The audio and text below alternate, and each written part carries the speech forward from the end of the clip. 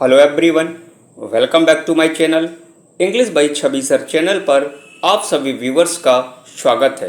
तो दोस्तों, आज मैं डिस्कस करने जा रहा हूं BA 6 semester paper first unit 5 से biography of R W. Emerson.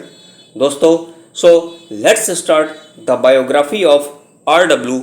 Emerson. और आर.डब्ल्यू. एमर्सन की बायोग्राफी से सबसे पहले हम लोग इनके बर्थ को जानते हैं कि ये कब पैदा हुए थे। तो आर.डब्ल्यू. एमर्सन का जन्म 25 मई 1803 को हुआ था। यानी आर.डब्ल्यू. एमर्सन का जन्म 25 मई 1803 को हुआ था।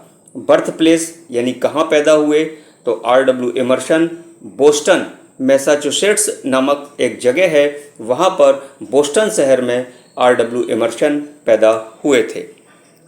Full name of R W. Emerson.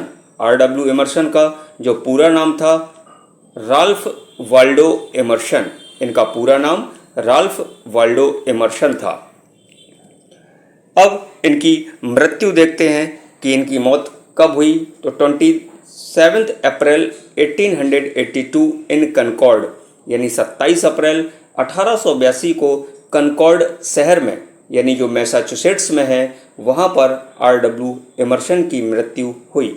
Buried eight, आर.डब्ल्यू. Emerson को जहाँ दफन किया गया वो जगह थी sleepy hollow cemetery concord. Concord शहर में स्लीपी हॉलो सीमेट्री में यहाँ इनको दफन किया गया था। आर.डब्ल्यू. एमर्सन के फादर का जो नाम था वो विलियम एमर्सन था और इनकी मदर का जो नाम था वो था रूथ हस्किन। अब इनकी मैरिड लाइफ देखते हैं कि इनकी शादी किसके साथ हुई थी। तो इनकी शादी हुई एलन टस्कर इन 1829, यानी एलन टस्कर के साथ 1829 को इनकी शादी हुई। एक नोट पढ़ते हैं। After the death of Ellen Tucker, Ellen Tucker की मौत के बाद ही मैरिड अगेन, इन्होंने दोबारा शादी करी। तो किसके साथ शादी करी दोबारा? उसका नाम था लिडिया जैक्सन। यानी एलन टस्कर की मौत के बाद इन्होंने दोबारा शादी करी और उस लेडी का जो नाम था वो था लिडिया जैक्सन। अब इनकी एजुकेशन देखते हैं कि इनकी शिक्षा कहाँ इन्होंने ली। तो बोस्टन लैटिन स्कूल से इन्होंने अपनी इनिशियल एजुकेशन प्राप्त करी।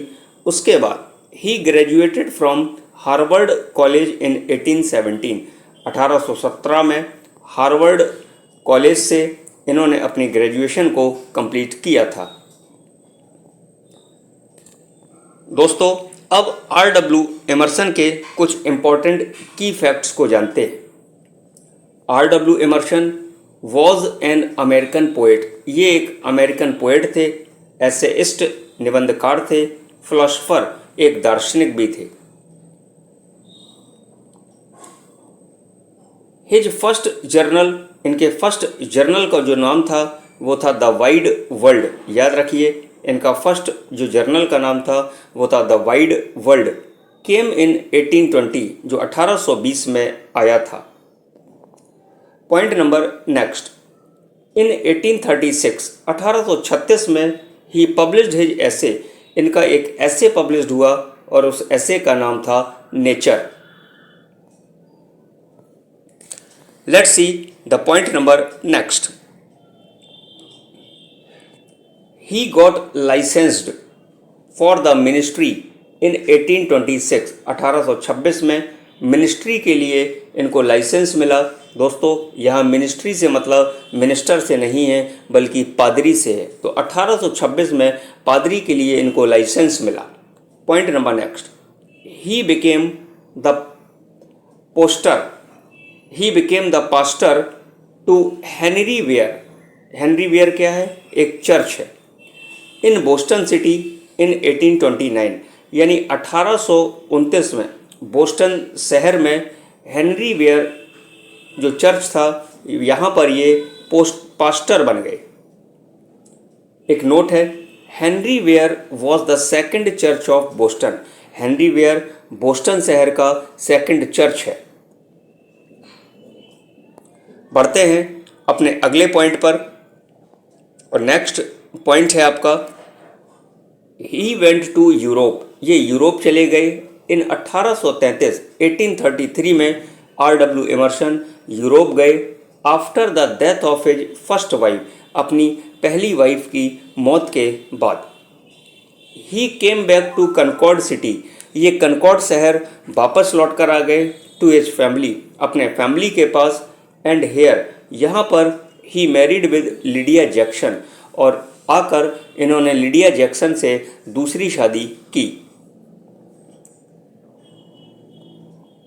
Let's see the next important point. Harvard college invited him, Harvard college ने R.W. एमर्सन को इनवाइट किया था। तो किसके लिए इनवाइट किया था? टू गिव लेक्चर, लेक्चर देने के लिए इन 1837 1837 में। एंड आफ्टर दिस लेक्चर, इस लेक्चर के बाद he became famous, R.W. Emerson famous हो गए, प्रसिद्ध हो गए थे। बढ़ते हैं अपने अगले पॉइंट पर। इन 1841 1841 में हिज एसेज फर्स्ट सीरीज, इनके एसेज की जो पहली सीरीज थी वो पब्लिश्ड हुई। And second series of essays, और एसेज की जो सेकंड सीरीज थी वो पब्लिश्ड हुई इन 1844 1844 में। His first collection of poems, R.W. Emerson की जो फर्स्ट कलेक्शन ऑफ पोएम्स था वो पब्लिश्ड हुआ था इन 1847 1847 में। ही वॉज अवॉर्डेड, इनको सम्मान मिला LL.D. फ्रॉम हार्वर्ड इन 1866, यानी 1866 में हार्वर्ड कॉलेज में, वहाँ इनको LL.D. एक अवार्ड से सम्मानित किया गया था। अगला पॉइंट पढ़ते हैं, इंपॉर्टेंट है। R.W. Emerson was known, R.W. Emerson को जाना जाता था as the sage of Concord, the sage of Concord, यानी कनकॉर्ड का सेज इनको कहा जाता था। इंपॉर्टेंट है point. He edited the transcendentalist journal the dial, इन्होंने एडिटेड किया ट्रांसेंडेंटलिस्ट जर्नल का, और उस जर्नल का नाम था the dial. Number next point, he was known as the father of transcendentalist, इनको फादर ऑफ ट्रांसेंडेंटलिस्ट कहा जाता था, ट्रांसेंडेंटलिज्म कहा जाता था। Point number next, the transcendentalist movement, ये जो ट्रांसेंडेंटलिस्ट मूवमेंट है was a philosophical and literary movement, एक फिलोसफिकल और लिटरेरी मूवमेंट है in the mid 19th century, यानी मध्य 19वीं शताब्दी में। Number next point, he was seen, इनको देखा जाता था as a champion of individualism, individualism के चैंपियन के रूप में इनको देखा जाता था। He was a founder of transcendentalism, दोस्तों R.W. एमर्सन को ट्रांसेंडेंटलिज्म का फाउंडर यानी संस्थापक माना जाता था। बढ़ते हैं अपने अगले पॉइंट पर, और अगला पॉइंट है आपके सिलेबस में जो इनका ऐसे है ओवरसोल, उससे द ओवरसोल इज एन ऐसे, एक ऐसे है बाई R.W. एमर्सन, जो R.W. एमर्सन के द्वारा लिखा गया। द ऐसे ओवरसोल, ये जो ऐसे है जिसका नाम ओवरसोल है, इज फर्स्ट पब्लिश्ड, पहली बार पब्लिश्ड हुआ था इन 1841 1841 में पहली बार ओवरसोल ऐसे पब्लिश्ड हुआ था। ओवरसोल इज ए लॉन्ग ऐसे, एक लंबा ऐसे है कंपोज्ड ऑफ 30 पैराग्राफ, और 30 पैराग्राफ में इस ऐसे को कंपोज किया गया था। तो दोस्तों ये थी बायोग्राफी R.W. एमर्सन की। आपको कैसी लगी कमेंट करके ज़रूर बताइए। यदि चैनल पर आप नए हैं तो English by Chhavi sir channel को सब्सक्राइब करें, बेल आइकन को प्रेस करें ताकि सभी इम्पोर्टेंट नोटिफिकेशन आपको मिलते रहें। दोस्तों वीडियो हेल्पफुल लगा हो तो वीडियो को एक लाइक ज़रूर करिए और अपने दोस्तों के साथ शेयर करना बिल्कुल भी मत भूलिए। तो मिलते हैं आपसे नेक्स्ट वीडियो में, तब तक आप खुश रहिए, मस्त रहिए और जहाँ रहिए प्रसन्न रहिए। और हाँ, आप अपना और साथ साथ अपनों का भी ख्याल रखिए। Thank you for watching English by Chhavi sir channel.